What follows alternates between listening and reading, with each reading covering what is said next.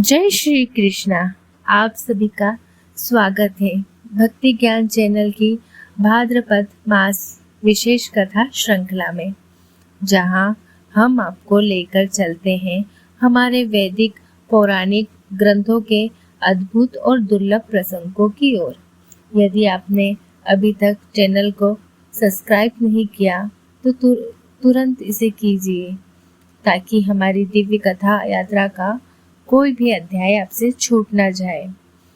पिछले अध्याय में हमने सुना कि कैसे पुलस्त्य ऋषि ने भीष्म पितामह को सृष्टि के रहस्यों और भक्ति के अमोघ मार्ग के बारे में उपदेश दिया। आज की कथा में हम उस अद्भुत वर्णन को सुनेंगे जहां पद्म पुराण में वर्णित पृथ्वी के 7 द्वीप और 7 समुद्र का रहस्य प्रकट होता है। सूत जी बोले, हे मुनिवरों, पुलस्त्य जी ने भीष्म से कहा, यह संपूर्ण भूमन ब्रह्मांड के भीतर स्थित है। इसकी मध्य रेखा पर है जम्मू द्वीप, जो मानव रूपी है और धर्म का केंद्र है। जम्मू द्वीप का विस्तार 9 खंडों में है। इसके मध्य में मेरु पर्वत, जिसे देवताओं का अधिष्ठान और सृष्टि का स्वर्ण कमल कहा जाता है। 7 द्वीप और उनके समुद्र। पुलस्त्य जी ने कहा, हे गंगा पुत्र, जम्मू द्वीप के चारों ओर फैला है लवण सागर, नमक का समुद्र, जो सूर्य की किरणों में ऐसे चमकता है मानो 1000 हीरे पानी में घुल गए हों। इसके पार है पलक्ष द्वीप, जहाँ के वृक्ष इतने विशाल हैं कि उनकी छाया में एक नगर बस सकता है। यहाँ भगवान विष्णु वामन रूप में पूजित होते हैं। इसके चारों ओर है इक्षु सागर, गन्ने के रस का सागर, जिसकी लहरें मीठी सुगंध से महकती है।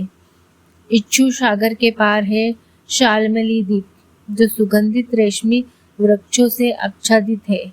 यहाँ भगवान नरसिंह रूप में आराध्य है। इसके चारों ओर है सूरा सागर, मधु, अमृत, श्रदश, मदिरा का समुद्र, जिसकी लहरें सुनहरी झाग से युक्त होती हैं। सूरा सागर के पार है कुश द्वीप, जहाँ भूमि पर कुश नामक पवित्र घास प्राकृतिक रूप से फैली रहती है। यहाँ भगवान वराह रूप में पूजित है।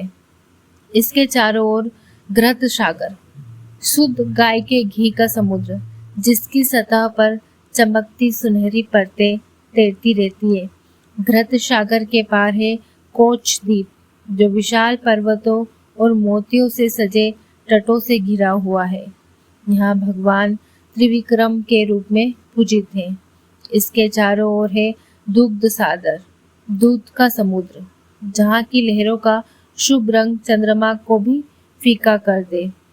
दुग्ध सागर के पार है शाक द्वीप, जहाँ अद्भुत औषधियाँ और पवित्र वनस्पतियाँ पाई जाती हैं।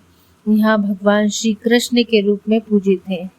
इसके चारों ओर है दधी सागर, दही का समुद्र, जिसकी गंध और शीतलता अद्वितीय है।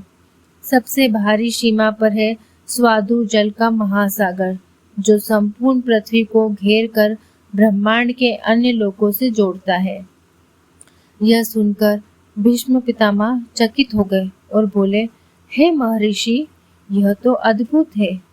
हम मनुष्य तो केवल एक छोटे से भूभाग को देख पाते हैं, परंतु आपके द्वारा बताया गया यह भूगोल तो दिव्य है।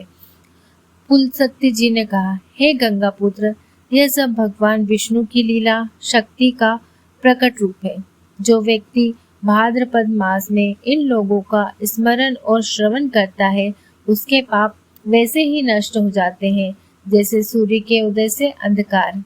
जो भक्त इन द्वीपों पर पूजित विष्णु के स्वरूपों का स्मरण करता है, वह जन्म मरण के चक्र से मुक्त होकर विष्णु धाम को प्राप्त होता है।